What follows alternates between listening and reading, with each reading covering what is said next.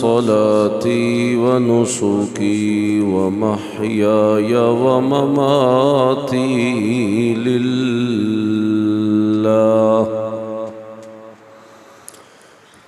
लिल्लाहि रब्बिल आलमीन ला शरीका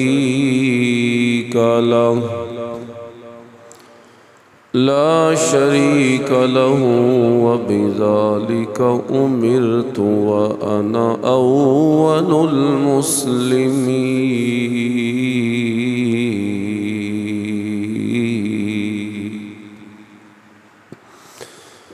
अल्लाहुम्मा सल्लि अला मुहम्मदिन व अला आलि मुहम्मद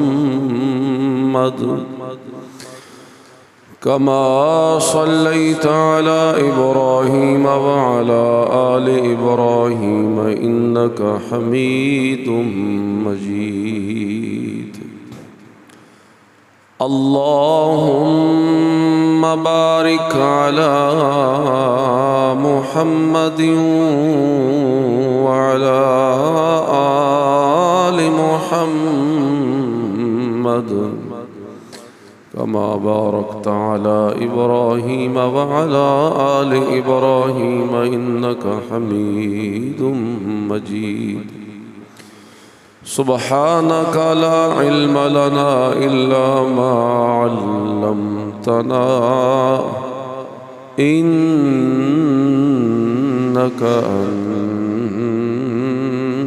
अंतल अलीमुल हकीम।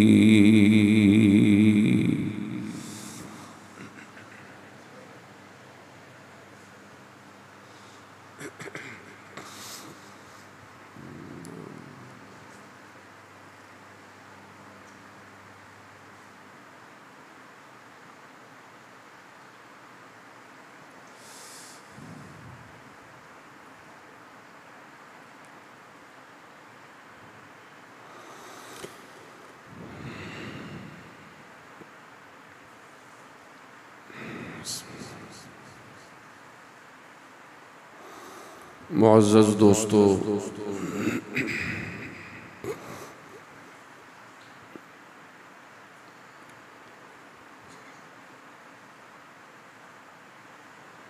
आज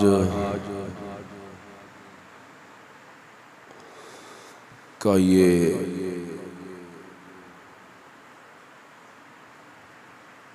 खुतबा जुम्मातुल मुबारक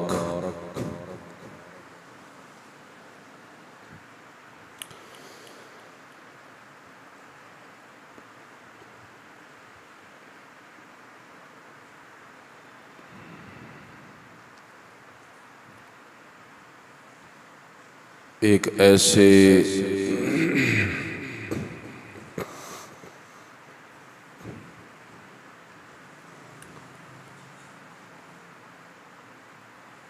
अहम तरीन मौके का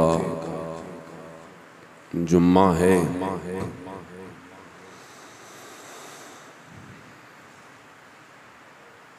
कि जिसके इर्दा गिर्द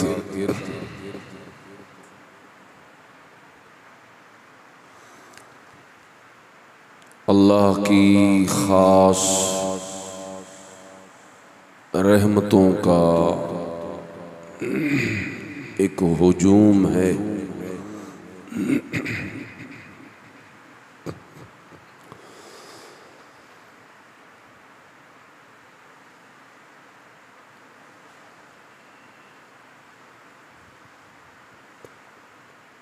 कि ये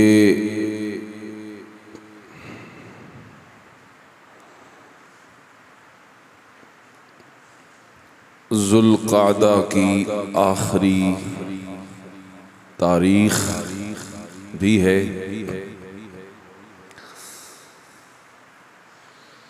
और ज़ुल्क़ादा का महीना हुर्मत वाले और अज़मत और अदब वाले महीनों में से एक है।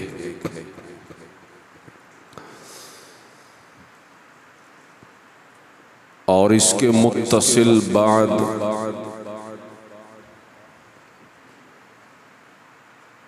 अगला महीना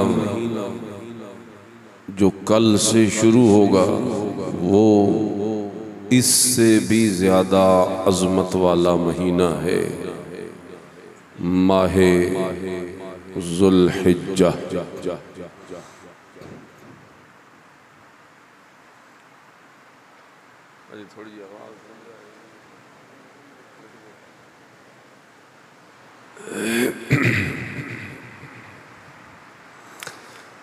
माहे ज़ुल्हिज्जा आप जानते हैं कि कितनी अहमियत का हामिल ये महीना है।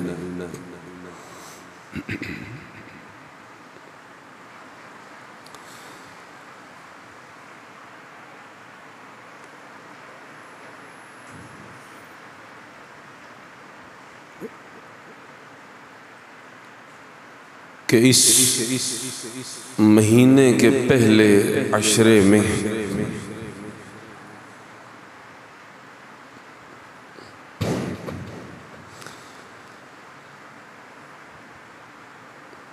अल्लाह ने जो बरक़ात रख दी हैं और जो रहमतें रख दी हैं,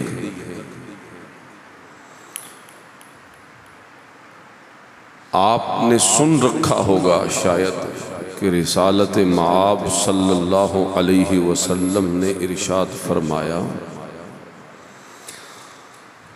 ज़ुल्हिज्जा के पहले 10 दिन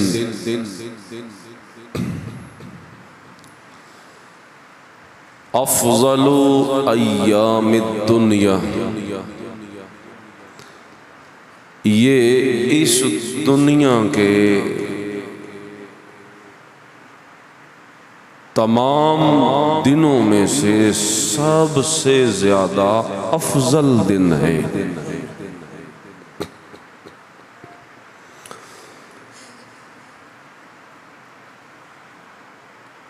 बाज़ मुहक्किकीन ने यहाँ तक लिखा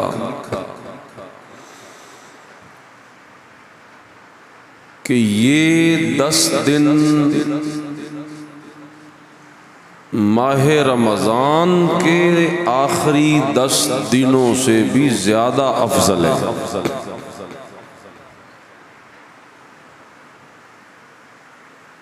क्योंकि रसूलुल्लाह सल्लल्लाहु अलैहि वसल्लम ने मुतलक फरमा दिया, अफ़ज़लु अय्यामिद दुनिया अल अश्रुल अवाखिर मिन शहर ज़िल्हिज्जा, कि सारी दुनिया के दिनों में से सबसे अफजल दिन ज़ुल्हिज्जा के पहले 10 दिन,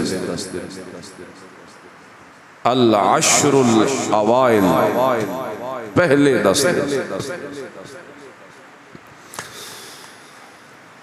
तो हुजूर ने जब फरमा दिया कि सारी दुनिया के दिनों से ये अफजल है, तो रमज़ान का कोई इस्तिस्ना तो नहीं किया। हाँ, रातें जो इन दिनों की जो रातें हैं और माह रमज़ान के आखिरी 10 दिनों की जो रातें हैं, तो उसमें कुरान ने बताया लैलतुल क़द्र खैरुम मिन अल्फ शहर।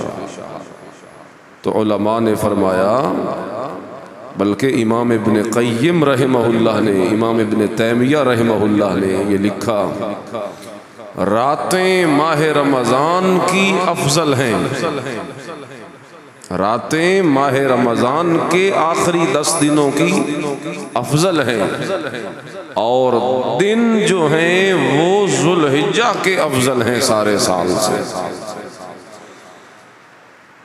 तो इससे अंदाज़ा लगाएं आप कि जिन अय्याम का हमें पता ही नहीं लोगों को आम, वो कितने अहम तरीन दिन हैं कि रसूलुल्लाह सल्लल्लाहु अलैहि वसल्लम ने उन दिनों को इस दुनिया के बेहतरीन और अफजल दिन करार दिया।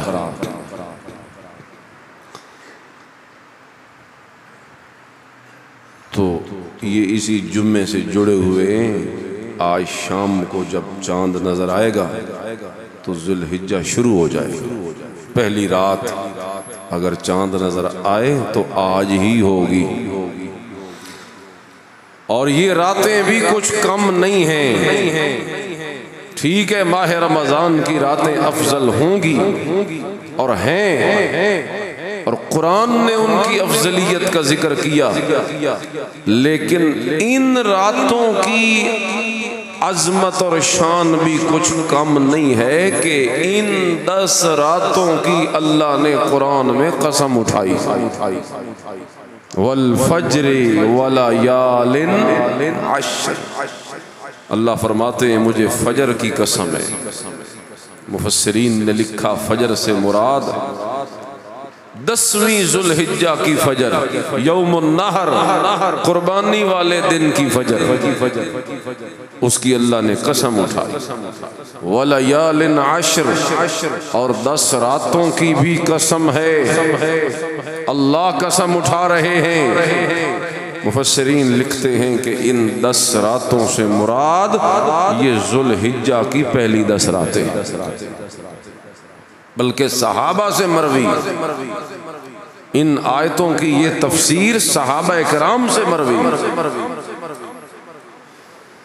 तो फिर अंदाजा लगाइए कि दिनों के बारे में कह दिया कि वो दुनिया के अफजल तरीन दिन हैं ये 10, और रातों की कसम तो खुद कुरान ने उठा दी। तो फिर यूं कहा जा सकता है कि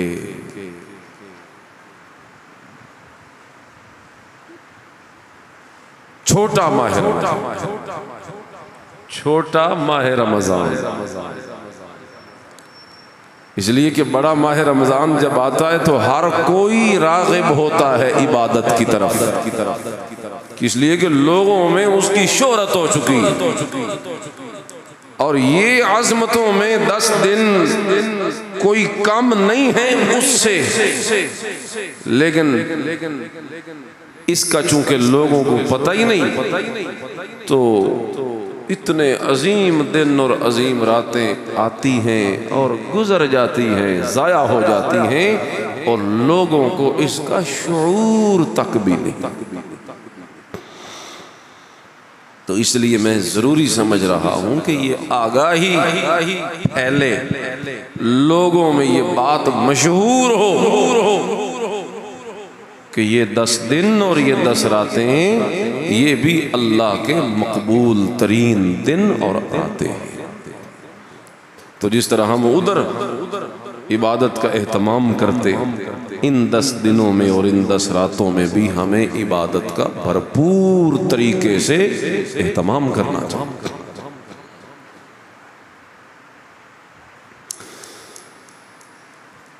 हदीस पाक में आता है कान रसूलुल्लाह सल्लल्लाहु अलैहि वसल्लम यसूम 9 ज़िलहिज्जा, सही हदीस है। हजरत हफ्सा रज़ी अल्लाह तआला अन्हा उम्मुल मोमिनीन है, हजरत फारूक आज़म की बेटी है, हुजूर की बीवी है। वो रिवायत करती हैं और बतलाती हैं कि कान रसूलुल्लाह सल्लल्लाहु अलैहि वसल्लम यसूम 9 ज़िलहिज्जा, कि इमामुल अंबिया सल्लल्लाहु अलैहि वसल्लम ज़िलहिज्जा के पहले 9 दिनों का रोजा रखा करते। यानी ये जो दिन हैं गुजारने कैसे हैं ये भी रसूलुल्लाह से पता चल गया कि इन दिनों का रोजा रखा जाए। सारा साल खाना पीना है हमने, और ये रोजा भी कोई 4 दिनों का थोड़ा है, सुबह रखना है तो शाम को इफ्तारी भी तो कर लेनी। मशक्कत होगी तो क्या हर्ज है कि इस मशक्कत के नतीजे में हमें अल्लाह का कुर्ब मिले। तो फिर ये मुशक्कत क्या मुशक्कत है कि इसके खत्म होने के बाद हमें अल्लाह का कुर्ब मिल रहा हो। अल्लाह की मुलाकात मिल रही हो, अल्लाह का इश्क मिल रहा हो, अल्लाह की मोहब्बत मिल रही हो, दिल की सफाई हो रही हो, अल्लाह की नजरों में बंदा मकबूल और मंजूर हो रहा हो, तो बतलाइए सुबह से शाम तक की भूख प्यास, फिर उसके मुकाबले में उसकी कोई हैसियत है? वो जैसे रोज़ा इफ्तार करने की दुआ है ना,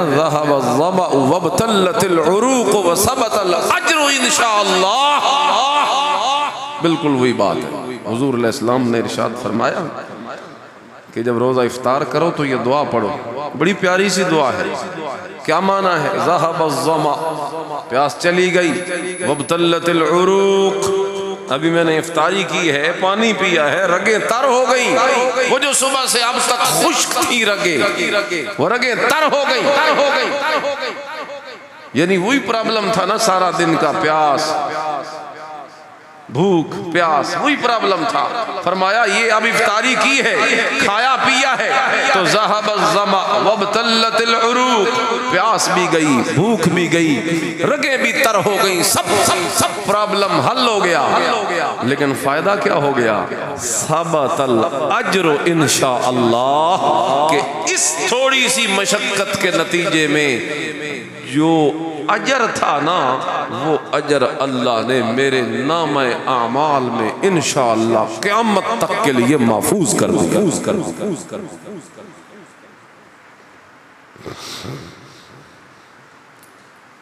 तो यहाँ भी वो सारी चीजें फिट कीजिए, इधर भी सोचिए और इन दिनों की कदर कीजिए। और दूसरी चीज जो पता चलती है अहादीस से, वो क्या है? वो है हदीस पाक में आता है कि इन अय्याम में सैयदना अब्दुल्लाह बिन उमर रज़ियल्लाहु ताला अन्हुमा, हज़रत उमर के साहिबजादे रज़ियल्लाहु ताला अन्हुमा, और सैयदना अबू हुरैरा रज़ियल्लाहु ताला अन्हु, ये दोनों बाजार निकल जाते हैं। इन 10 दिनों में ये दोनों सहाबी कहाँ निकल जाते? बाजारों में। युकब्बिरान, और किसके लिए निकल जाते? जिसके लिए हम निकलते हैं बस? ना ना ना ना, बाजारों में निकलते और ऊंची ऊंची तकबीरें पढ़ा करते थे। वयुकब्बिरुन नास माहुमा, ये तकबीरें कहना शुरू करते और लोग इनकी देखा देखी तकबीरें पढ़ना शुरू कर देते। क्या मंजर शुरू हो जाता। पहले वो बाजार जो गफलत के मरकज होते हैं, इन दोनों के आने से उन बाजारों में अल्लाह की तकबीरों के नारे गूंजने लग जाते।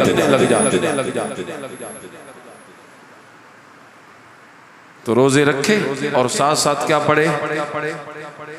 तकबीरें। क्या पढ़े जी? तकबीर। अल्लाहु अकबर, अल्लाहु अकबर। पढ़िए जरा, अल्लाहु अकबर, अल्लाहु अकबर, ला इलाहा इल्लल्लाहु वल्लाहु अकबर, अल्लाहु अकबर वलिल्लाहिल हम्द। सहाबा कराम यूं ही पढ़ा करते थे, अहादीस में मौजूद है। इन्हीं लफ्जों के साथ हजरात सहाबा कराम ये तकबीरें पढ़ा करते थे। तो ये पढ़े। बल्कि एक हदीस में इमामुल अंबिया सल्लल्लाहु अलैहि वसल्लम ने यूं इरशाद फरमाया, अक्सिरू फीहिन्ना मिनत तस्बीही मिनत तहलीली व तस्बीही व तहमीद, कि ये जो ज़िलहिज्जा के पहले 10 दिन जब आए तो इन 10 दिनों का खास वजीफा ये है कि इन 10 दिनों में कसरत की जाए ला इलाहा इल्लल्लाह की, कसरत की जाए सुबहान अल्लाह की, और कसरत की जाए अल्लाहु अकबर। तीसरा कलमा पढ़े जरा, सुबहान अल्लाहि वल्हम्दुलिल्लाहि वला इलाहा इल्लल्लाहु वल्लाहु अकबर। ये चारों चीजें इसमें आ गई कि ना आ गई? तकबीरों का हुक्म भी इसमें आ गया, अल्लाहु अकबर, तहमीद अल्हम्दुलिल्लाह भी इसमें आ गई, तस्बीह सुबहान अल्लाह भी इसमें आ गई, और तहलील यानी ला इलाहा इल्लल्लाह भी इसमें आ गई। तो इन दिनों का खास वजीफा क्या है कि हर वक्त ज़बान पे तीसरा कलमा जारी रहना चाहिए। तो ये मैंने थोड़ा सा तारुफ पेश किया आपके सामने अशरे ज़ुल्हिज्जा का, और फिर इसमें से जो 9वीं है ना, 9वीं का दिन आरफा का दिन, उसके बारे में रिसालत मआब सल्लल्लाहु अलैहि वसल्लम ने फरमाया सियामु यौम आरफा अहतसिबु अलल्लाहि अन युकफ्फिर अस्सनतल्लती क़ब्लहु वस्सनतल्लती बअदा, के 9वीं ज़ुल्हिज्जा का जो रोज़ा है इमामुल अंबिया सल्लल्लाहु अलैहि वसल्लम ने इरशाद फरमाया जो बंदा ये रखे, मैं अल्लाह से उम्मीद करता हूँ कि इस एक रोज़े के नतीजे में अल्लाह उस बंदे के 1 साल गुज़श्ता और 1 साल आइंदा होने वाले गुनाहों को माफ़ कर देगा। एक रोजा कितने सालों के गुनाहों का कफारा? 2 सालों के गुनाहों। रहमते हक बहाना में जो यद, रहमते हक बहाना में जो यद, अल्लाह की रहमत पैसे नहीं मांगती, अल्लाह की रहमत तो बहाने मांगती, बहाने ढूंढती है अल्लाह। अब ये बहाना ही तो है, एक तरफ से 2 साल के गुनाह और एक तरफ से एक रोजा, और उस रोजे के नतीजे में 2 सालों के गुनाहों का सफाया। कह दीजिए सुभान अल्लाह।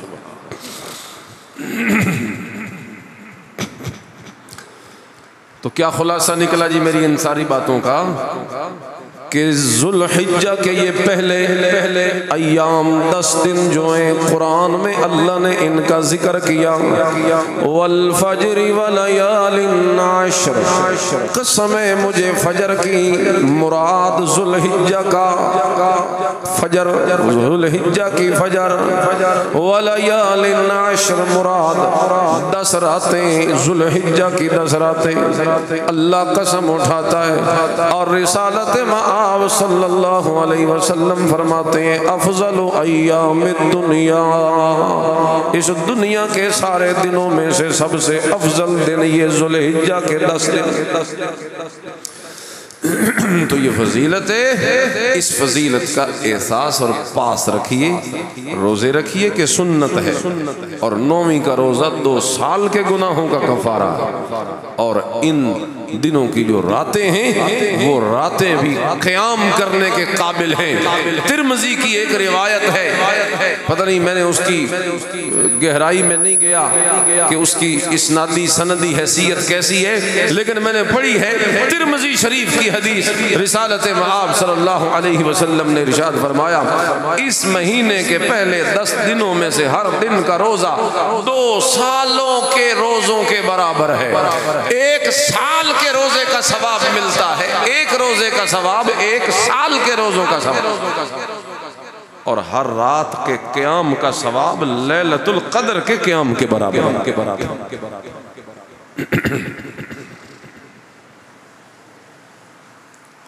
एक तो ये काम करें कि इन दिनों को ज़ाया ना करें।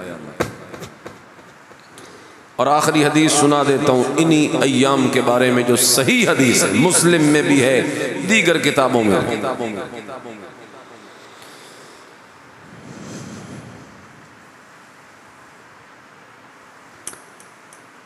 कि रसूलुल्लाह सल्लल्लाहु अलैहि वसल्लम ने इरशाद फरमाया इन 10 दिनों का नेक अमल अल्लाह को इतना महबूब है, साल के किसी दिन का अमल अल्लाह को इतना प्यारा नहीं जितना इन 10 दिनों का नेक अमल अल्लाह को प्यारा।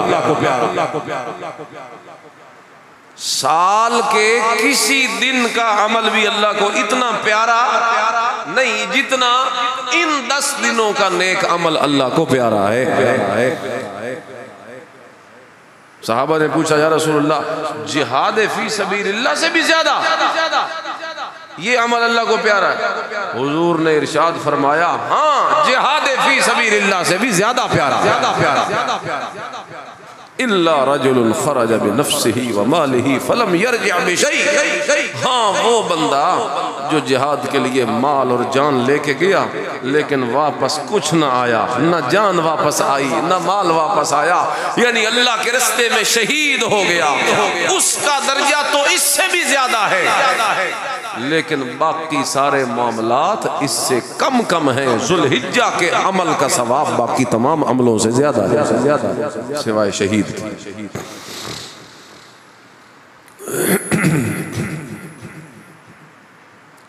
दूसरी बात, ये एक बात खत्म हो गई। दूसरी बात ये है कि इन अय्याम में एक बहुत बड़ा फरीज़ा हम अदा करते हैं, वो है कुर्बानी वाला फरीज़ा। कुर्बानी तैयार है ना? इंशाअल्लाह सारे करेंगे ना जी।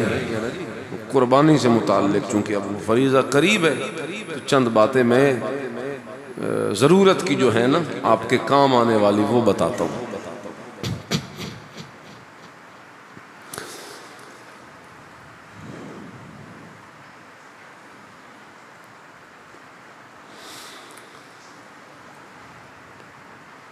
सबसे पहली बात, कुर्बानी किस पर फर्ज है?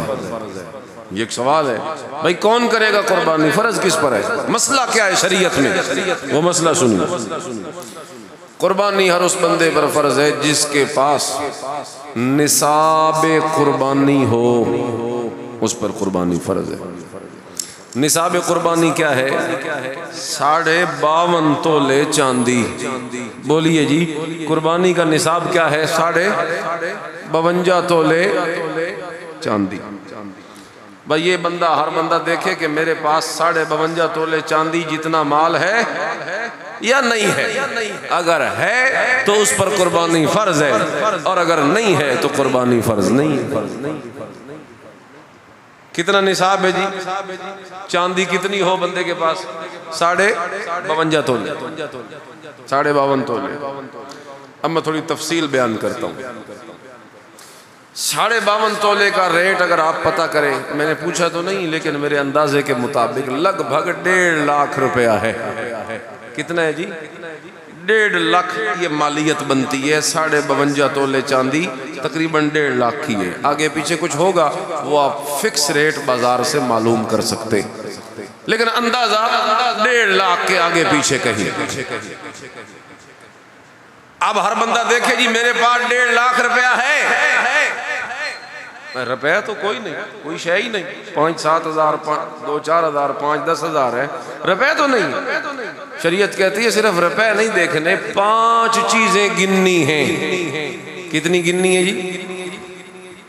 यानी आप ले एक वर्का, उस पे नंबर वार लिखें, सोना, चांदी, नकद पैसे, माल तिजारत, जरूरत से जायद सामान। ये 5 चीजें हैं, इनको गिनना है। 1.5 लाख देखने के लिए 52.5 तोले चांदी के मेरे पास है, इतनी मालियत के नहीं।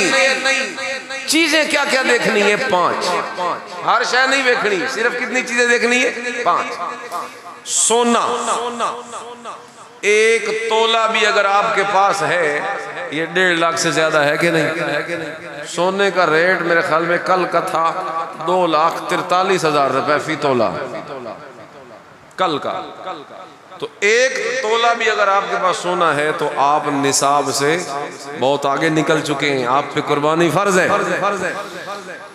चांदी नंबर 2, अगर इतनी है ठीक, नहीं है तो ठीक है, खाना खाली छोड़ दीजिए। ये जितनी है उतने पैसे आगे लिख दे आज के रेट के मुताबिक। 2 चीजें हो गई, जितना सोना है वो लिखें, जितनी चांदी है उसके पैसे लिखें। तीसरा पैसे नकदी जेब में है या बैंक में है या कहीं किसी को दे रखी है, या जो पैसे अपने हैं ना बंदे के पास जुड़े हुए, उसको लिखे। 3 चीजें हो गई, टोटल उसका लिखे। जो लोगों से कर्जा लेना है ना उसको लिखे, क्योंकि वो मेरे पैसे हैं, मैंने दे रखे हैं किसी को। चलो आज मेरे पास नहीं तो कल आ जाएंगे, हैं तो मेरे पैसे भी लिखे। हाँ, वो कर्जा जो लोगों का देना है उसको माइनस कर दे, क्योंकि वो अपने पैसे नहीं, वो किसी के लेके मैं इस्तेमाल कर रहा हूँ। उस पे न ज़कात है न कुर्बानी है, उस पे कुछ नहीं। वो जितने पैसे हमने लोगों के देने हैं ना उसको बेशक माइनस कर दे, पीछे जो बचते हैं वो लिखें। सोना चांदी नकदी 3 चीजें, 2 और हैं। माल तिजारत। माल तिजारत का मतलब है वो माल जिसे आपने खरीदने की बेचने की नीयत से खरीदा था, और बेचने की नीयत अभी भी है। आपने माल खरीदा, मिसाल दुकान में माल लेके आया मैं बेचूंगा, कोई प्लाट ले लिया मैं बेचूंगा, जानवर लेके रख ली मैं बेचूंगा, कोई शय लेके रख ली, क्यों कि कुछ दिनों के बाद बेच दूंगा, चलो कोई शय साथ मिल जाएगी। तो ये तिजारत का माल हो गया, इस पे भी कुर्बानी होती है। 4 चीजें हो गई, सोना चांदी नकदी माले तिजारत। ज़कात का हिसाब करना हो तो ये 4 चीजें गिनी जाती हैं। इनका टोटल अगर 52.5 तोले चांदी जितना हो जाए तो ज़कात फर्ज हो जाती है, और अगर न हो तो नहीं होती। लेकिन जब कुर्बानी की देखनी हो तो इन 4 के साथ 5वीं चीज को भी गिना जाता है, और वो 5वीं चीज क्या है? जरूरत से जायद सामान। जरूरत से जायद वो सामान जो आपकी ज़रूरत का नहीं है, ज़रूरत का जो साल में 1 मरतबा भी आपने निकाल के इस्तेमाल कर लिया, वो ज़रूरत वाला, उस पे न कुर्बानी है न ज़कात है, कुछ भी नहीं। बेशक वो करोड़ों का हो, लाखों का हो, अगर आपने इस्तेमाल कर लिया तो उस पे कोई ज़कात। बेशक कीमती गाड़ी घर में, कल एक बंदा पूछ रहा था जी सोलर लगा हुआ है 15-20 लाख की मालियत का है, मैंने कहा कोई कुर्बानी ज़कात नहीं, क्योंकि वो इस्तेमाल की चीज़ है, और इस्तेमाल की चीज़ पर कोई ज़कात कुर्बानी नहीं होती। जी कारखाना है, फैक्ट्री है, बहुत मशीनरी है, लाखों की करोड़ों की, तो वो आलात है, आलात पे कोई ज़कात कुर्बानी नहीं होती। और जिससे बंदा कमाता है मशीनरी, उस पे कोई ज़कात। ट्रैक्टर है, दीगर और चीजें हैं, आलात, कारखाना है, मशीनरियां हैं, जिससे आप कमाते हैं वो आलात, उस पर कोई ज़कात नहीं, कोई कुर्बानी। मैं क्या कह रहा हूं? जरूरत से जायद, जेड़ी थोड़ी जरूरत भी नहीं लेकिन तुझे जोड़ के रखी हुई, उन सब चीजों को भी काउंट करें।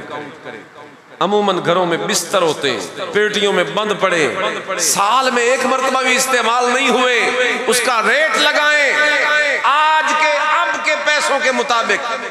होने इस बिस्तर का कितना रेट है, अब इस बर्तन कीमती पत्थर वाले इस सेट का अब क्या रेट है। फजूल घरों में शो पीस पड़े हुए महंगे महंगे, क्या रेट है, सब जरूरत से जायद है। उलमा ने तो यहां तक लिखा है 3 जोड़े कपड़े ये जरूरत है, 3 जोड़ों से ज्यादा जितने कपड़े हैं वो जरूरत से जायद है। और हमारे घरों में बाज़ औक़ात अनसिले पड़े होते हैं, काफी सारे बर्तन पड़े होते हैं कीमती, बच्चियों के लिए सामान बना रखा होता है, थोड़ा थोड़ा करते करते ओ लाखों में हो जाता है वो, बच्ची को जहेज देने के लिए, तोहफा देने के लिए, तो उस पे कुर्बानी हो वाजिब हो चुकी है बच्ची पर। ख्याल कीजिए, बच्ची के पास अभी सोना भी नहीं, चांदी भी नहीं, पैसे भी नहीं, तिजारत भी, माल भी बिल्कुल कोई नहीं, लेकिन इसके पास जरूरत से जायद सामान इतना जमा हो गया कि 52.5 हाथ लग गया, 52.5 से आगे बात निकल गई, तो फिर उस बच्ची पर भी कुर्बानी फर्ज हो गई। आपके पास इतना माल है, आप पे कुर्बानी फर्ज हो गई। बीवी के पास सोना है 1 तोला 2 तोला, उस पे कुर्बानी फर्ज हो गई। बेटा काम करता है अपना, उसने 1.5-2 लाख रुपए जमा कर रखे, उदू उत्ते अपनी अलग कुर्बानी फर्ज हो गई। बेटी कहीं पढ़ाती है, कोई काम काज करती है घर में, या कोई अगर उसके पास इतने पैसे जमा हो गए उस पर कुर्बानी फर्ज हो गई। अल गर्ज घर के जितने अफराद हैं, जिसके पास भी 52.5 तोले चांदी जितनी मालियत जमा हो गई उस पर कुर्बानी फर्ज हो गई। ये नहीं कि माल सबके पास है और एक जानवर लेके आए और कहते हैं ये हमारे घर की कुर्बानी। इंज नहीं, ये नहीं है। घर दी कुर्बानी नहीं होती, कुर्बानी बंदे दी होती। किसकी होती है जी? अफराद की होती है। अगर माल हर किसी के पास अलग अलग है तो कुर्बानी भी अलग अलग करनी पड़ेगी। या फिर ये करें कि बीवी अपना सोना ला के खामद नु देवे, ए ले बे संभाल, मेरे को तो कुर्बानी करन जोगे पैसे, तो फिर ये करे। या माल खामद को दे ना, तो फिर चलो ठीक है, उस पे ज़कात भी नहीं कुर्बान, अपने खाली हो गई।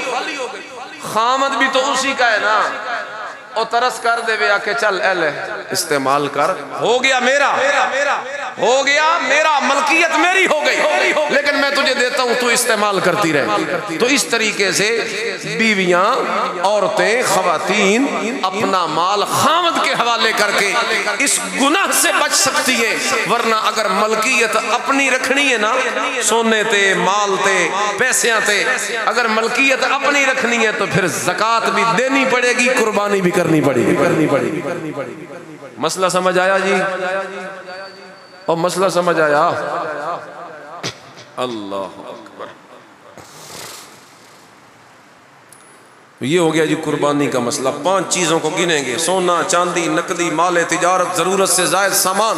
अगर इन 5 चीजों का टोटल 52.5 तोले चांदी जितना हो जाए तो कुर्बानी फर्ज। अच्छा, अगर किसी बंदे ये चेक करना हो तो मेरे ते ज़कात लगदी है कि नहीं लगदी, लेता तो रहता हूँ हर वक्त, पता नहीं मेरे ते लगदी है कि नहीं लगदी, उसके चेक करने का भी यही तरीका है। इन 5 चीजों का टोटल करे, अगर उसके पास 52.5 तोले चांदी जितना माल है तो वो ज़कात नहीं ले सकता, वो ज़कात नहीं ले सकता। अगर लेगा तो उसके ऊपर वो बोझ बनेगा, जिसने दी है उसकी अदा नहीं हुई, इसने उससे लेके हराम खा लिया है। कल क़यामत वाले दिन अल्लाह को जवाब देना पड़ेगा कि जो मुस्तहिकों और गरीबों और यतीमों और बेवाओं और इस तरीके के लोगों के लिए अल्लाह ने सदका रखा था, ये मुस्तहिक भी नहीं था लेकिन फिर भी लेके खाता रहा है, ये जहन्नम के अंगारे अपने पेट में भरता रहा है। इतना सख्त जुर्म है कि ज़कात बंदे पे फर्ज भी ना हो, लगती भी ना हो, और फिर भी बंदा ज़कात लेना शुरू कर दे, ये चस्का बहु भेड़ा चस्का, बहुत गलत बात है। लगता भी नहीं और फिर भी लेता है। बाजों की आदत बन जाती है ना ज़कात, और बाज़े मशहूर हो जाते हैं फलाने तो ज़कात किसी 1, 2, 4 बंदों ने दी, उसके बाद पैसे जमा हो गए। जब पैसे उसके पास अपने जमा हो गए तो हुण उदू ते ज़कात नहीं लगती, हुण तो उल्टा उस आप देवनी। तो ये फर्क हम देने वाले खुद रखें ना जी, कि फरीजा हमारा है, अगले बंदे तो लेके हड़प कर देना है।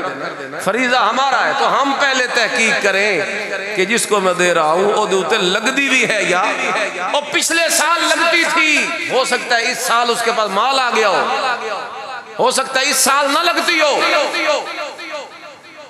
तो इन मसाइल का भी ख्याल करना चाहिए कि नहीं करना चाहिए? तो ये है जी कुर्बानी का मसला, जो मैंने कई मरतबा पहले भी बताया है, लेकिन अब चूंकि मौका फर्जियत का, कुर्बानी के फरीज़े का है, तो इसलिए मैंने दोबारा बता दिया ताकि अल्लाह हमें अमल की तौफीक अता फरमाए।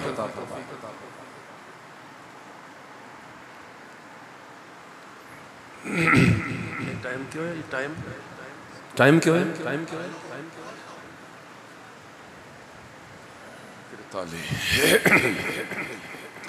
चलो जो 5-7 मिनट हैं, इसमें 2 बातें फ़ायदे की मज़ीद सुन लो। जब आप कुर्बानियाँ करेंगे, 4 शराइत हैं कुर्बानी के कबूल होने की। कितनी जी? मैं खुलासा बता रहा हूँ, वैसे तो और भी बातें काफ़ी हैं, लेकिन ये खुलासे की 4 बातें याद रखें। अल्लाहु अकबर। पढ़े एक दफ़ा दुरूद शरीफ, अल्लाहुम्मा सल्लि अला मुहम्मद व अला आलि मुहम्मद व बारिक वसल्लम।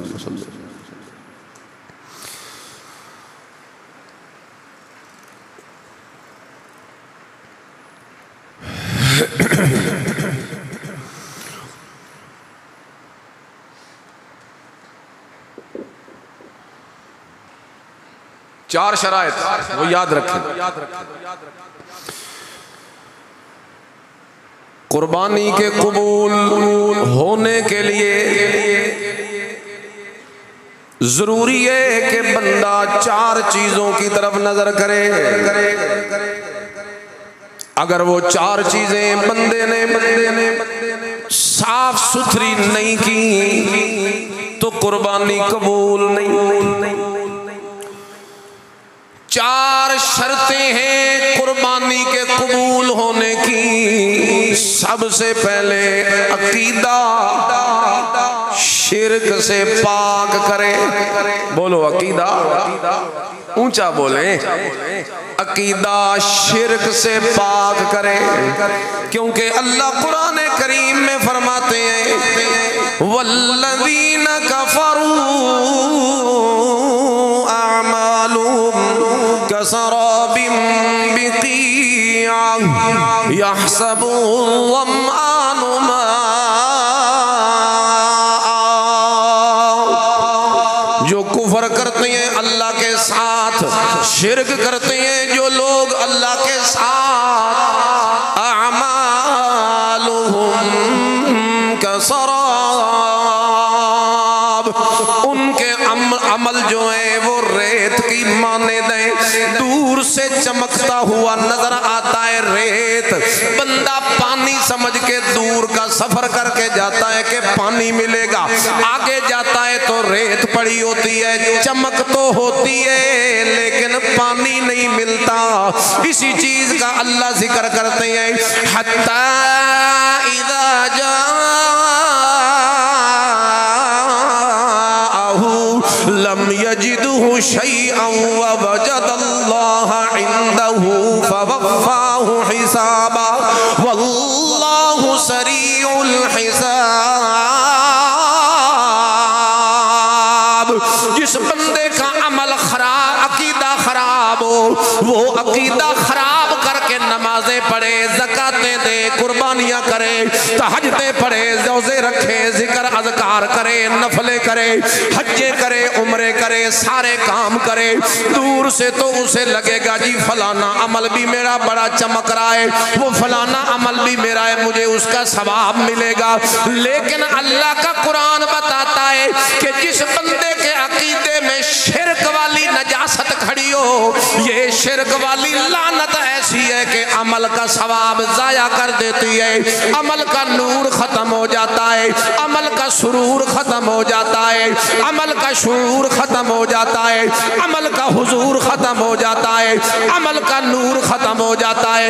इसलिए सबसे पहला काम ये करे कि इब्राहीम अलैहिस्सलाम की सुन्नत अदा करने से पहले इब्राहीम अलैहिस्सलाम वाला अकीदा भी बनाता चले, क्योंकि इब्राहीम अलैहिस्सलाम के बारे में अल्लाह का कुरान कहता है इन्ना इब्राहीम काना उम्मतन क़ानितन लिल्लाहि हनीफा वलम यकु मिनल मुशरिकीन।